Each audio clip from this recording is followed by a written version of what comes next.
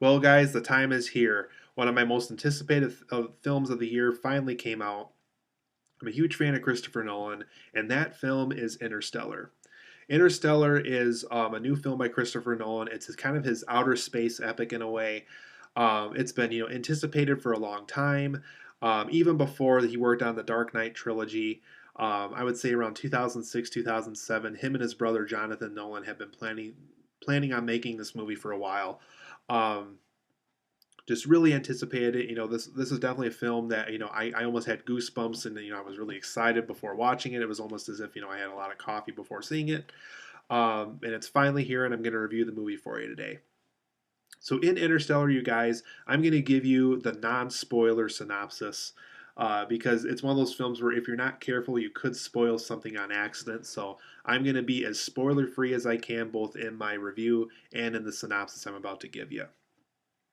So in Interstellar, you guys, basically the main focus of the movie is it centers around a guy named Cooper who I think he's a mechanical engineer, and he's connected to NASA. He's worked with a lot of really big organizations, and it takes place in the future where people are actually going through like another dust bowl, if you can imagine that.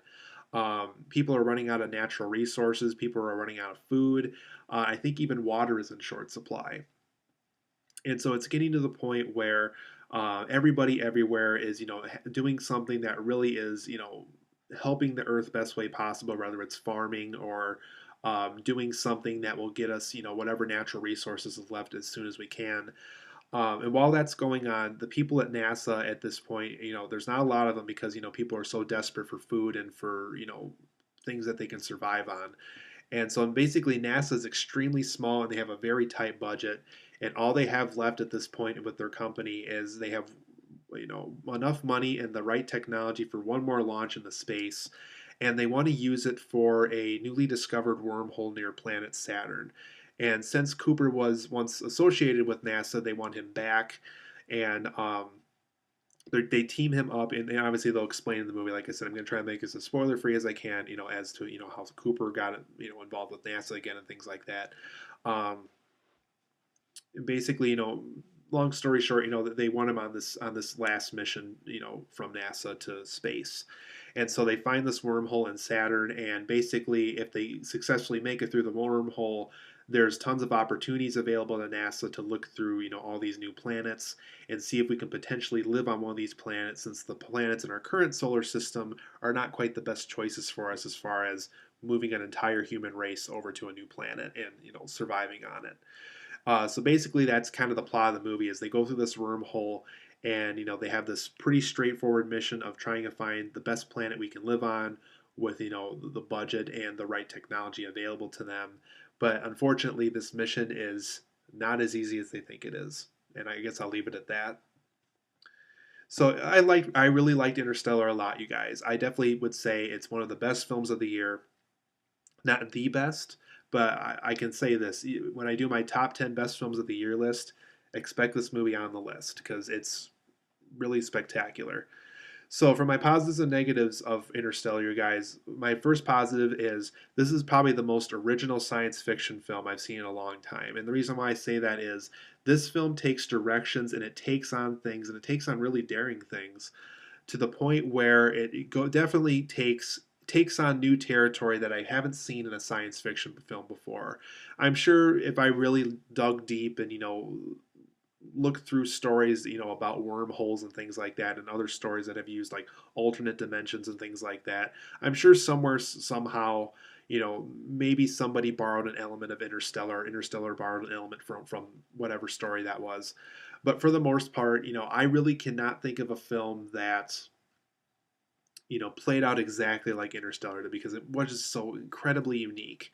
And I really like how Christopher Nolan really aimed for the stars, literally pun intended, to really give us an original science fiction story. And I think he accomplished this very well.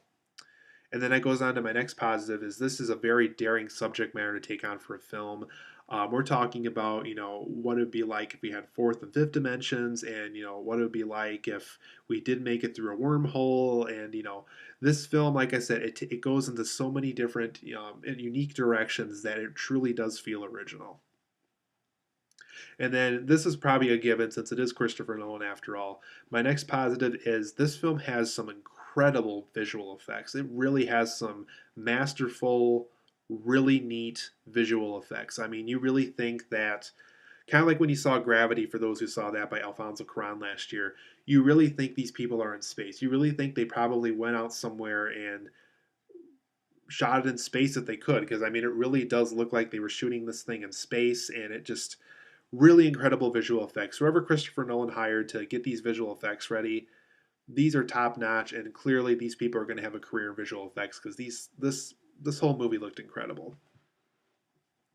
Matthew McConaughey's performance I thought was really relatable and really quite awesome.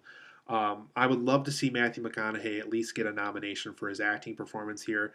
I can't say if it's the best acting performance of the year, but just the fact that it's really relatable and really well done, I would love to see him at least get a nomination for his performance because I really was really impressed with his performance here. And when I say relatable, he's a father figure in this. He has a daughter. He's the leader of this team, and there's just so many aspects behind the Cooper character that he plays. This guy named Cooper. It's just really relatable. It's just one of those things where I'd be shocked if you couldn't relate to his character because there's just a lot of things going for his performance that really was quite good. I really liked the Dust Bowl setting in this film. I really like how, the film was kind of giving us the brutal honesty of what we might face here in the next hundreds or couple decades from now. We could get another Dust Bowl. It's getting to the point where, there's enough pollution in the air and there's just enough bad things going on in the world that another Dust Bowl doesn't seem too impossible at this, right? Because, I mean, how Christopher Nolan handled the Dust Bowl thing, I thought was very well done, and I just really liked how the Dust Bowl setting looked in this film. It really looked like Christopher Nolan spent a lot of time making sure that this does look like a Dust Bowl setting all over again. And then this is another huge positive, and I'm sure as soon as everybody saw this guy's name for the musical score, they knew it was going to be amazing. I'll tell you what, as soon as I saw his name on the musical score, I knew this was going to be awesome. And believe me, Hans Zimmer's score to this film is one of the best scores I've ever heard in a movie. It really was.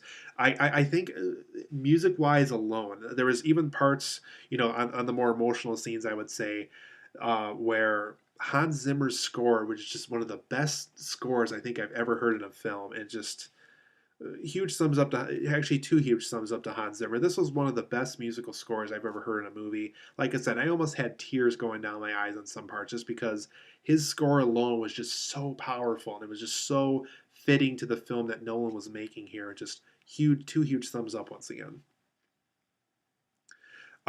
Interstellar is a huge edge of your seat excitement kind of film, both in just blockbuster wise and surreal wise. There's some really surreal things that happened in this film. Like I said, it's pretty original for the most part. Um, Edge of your seat excitement here is just mind blowingly great. For my negatives of Interstellar, I will say this: this is not Nolan's best film. Christopher Nolan's best film, I still think, is The Dark Knight, which I'm sure for many people is still Christopher. They view that as Christopher Nolan's best film. I also will say this: I don't think this film is as good as Inception. I think Inception, just story construction wise, just felt better executed than Interstellar did. But visual effects wise and all that other stuff, Interstellar definitely, I think, was more ambitious and more visually accomplished than Inception was, I would say. But I think Inception overall was just the overall better executed film. Another negative I had about Interstellar was there wasn't enough closure. This is definitely one of those films where everybody's going to view the ending differently. I will say that.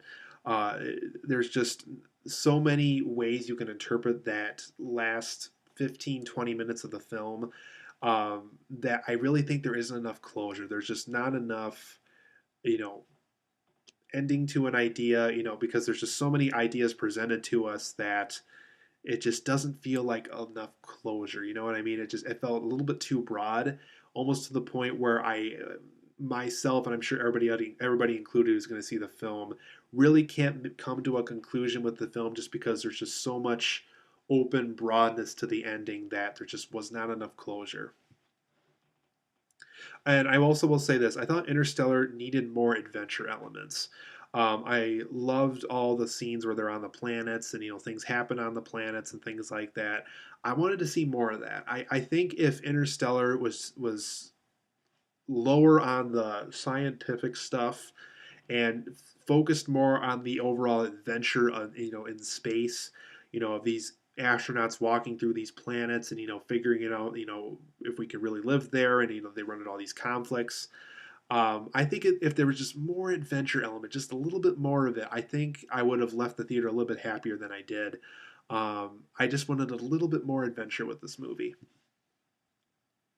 And then goes for my last complaint. Interstellar, I think, does get a little too overly sciency to the point where when they're talking about quantum physics and outer space theories and things like that, I will say this: there's a lot of times where they almost kind of lost me, just because a lot of the terminology they were using and theories that they were talking about, I have no idea what they were talking about. And like I said, I just wanted more of an adventure element than what I got, but this is a very intelligent film, and like I said, I'll say this: when it comes to quantum physics, I know nothing about it. Um, but I'm sure for those who know a lot about quantum physics, you'll probably get that right away. But um, yeah, I think there's just a lot of parts of the film that get a little too overly sciency. And like I said, I think if it was more of an adventure kind of film, I think more people would be able to grasp onto the movie better than they probably will with this current cut that we got. But overall, guys, I'm going to give Interstellar a 9 out of 10. It really is one of the best films of the year. Like I said, not number one best of the year, though, just one of the best. So please see the film. If you love Christopher Nolan, you got to see this film. If you love 2001: A Space Odyssey or Field of Dreams, because the film very much is in the vein of both of those films, definitely see this film. It definitely is worth your time. Huge thumbs up to Interstellar. I love this film. 9 out of 10 from me. Very good film. Like I said, it's not Christopher Nolan's best, but I think maybe it's in his top 5 best somewhere. Like I said, I wanted a little bit more closure than what I got, but overall 9 out of 10. But I would have preferred a little bit more closure than what I got.